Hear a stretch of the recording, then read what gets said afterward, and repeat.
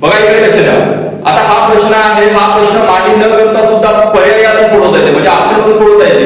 आणि त्या दिलेल्या 4 ऑप्शनपैकी एक तरी बरोबर मला ऑप्शन राहणार आहे. चांगलं बघायचं आहे, भोगला नाही का करू नका. इकडे लक्ष द्या.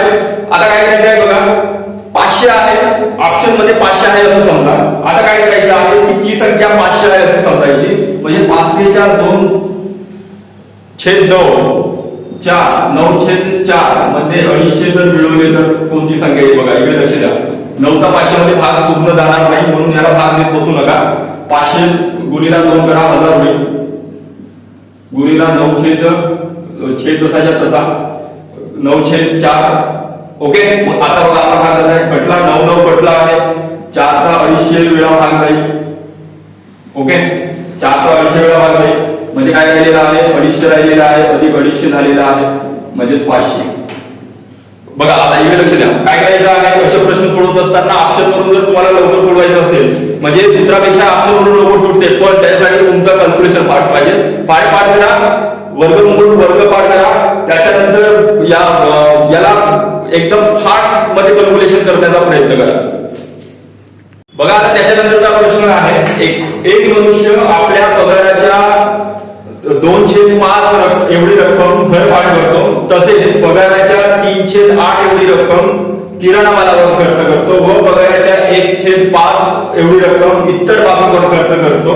यानंतर त्याच्याकडे 1000 रुपये शिल्लक राहतात उरतात, तर तो मनुष्य किती रुपये घर भाडे भरतो असा प्रश्न केलेला आहे. म्हणजे काय केलेला आहे, त्याचा पगार आलेला आहे, पगार आल्यानंतर त्याने जे खर्च केलेला आहे, म्हणजे त्या पगारामधून 2/55 रक्कम घर भाड्यावर खर्च केलेली आहे. म्हणजे आपल्याला त्याचा फक्त घर भाडा काढायचा, एकूण पगार काढायचा नाही आहे. बघा इकडे लक्ष द्या.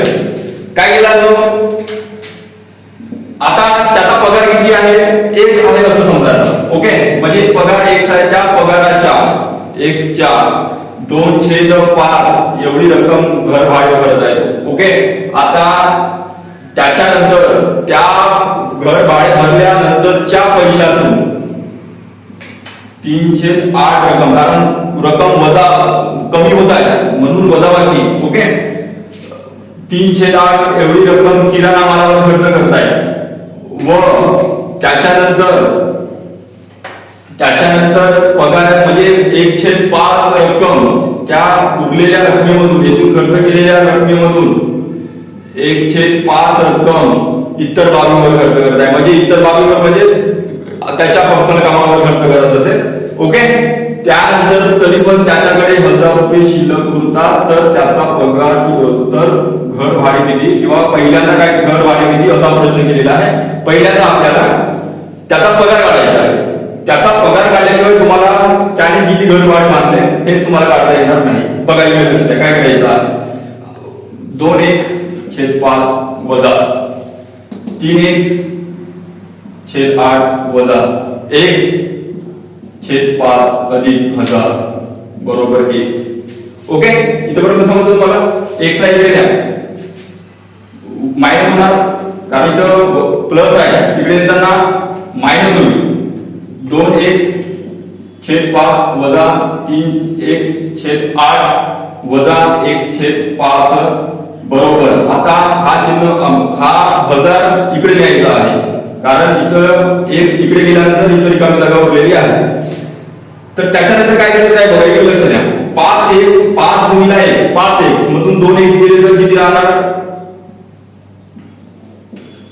3x/5 वजा 3x/8 वजा x/5 बरोबर 1000. इकडे लक्ष द्या. आता काय करायचं आहे, याचा तसा काढा किंवा कोणत्या सारख्या संख्येने भाग जाईल, 40 ने जाईल. आता काय करायचं आहे बघा. आता याचा दशांश आहे 40, 5 8 40, 8 5 40. आता काय करायचं आहे, 3x आहे, पहिल्यांदा होता त्याला कितीने गुणलो होतो, 8 ने गुणलो होतो, वजा 3x याला 5 ने गुणलो होतो, 8 5 40 आलेला आहे, वजा याला कितीने गुणलो होतो, 8 ने गुणलो होतो. ओके. 5 8 40. मग काय करायचं, बरोबर 1000, हे 1000 विसरायचे नाही. बघा आता 3x गुणिला 8 किती होतात, 24x वजा 15x वजा 8x 40 बरोबर 1000. आता काय करायचं आहे, 40 ला 1000 कडे आणा. 24x वजा 15x वजा 8x बरोबर 40 ला इकडे आणल्यानंतर याचा गुणाकार होईल 40 ला, म्हणजे 40,000. आता बघा काय राहिलेलं आहे, 24x मधून 15x गेले तर किती राहणार आहे, 9x, आणि 9x मधून 8x गेले तर राहणार आहे x, म्हणजे त्याचा पगार आहे 40,000. पगार किती निघलेला आहे, 40,000 निघलेला आहे. आता आपल्याला काय करायचं आहे, इकडे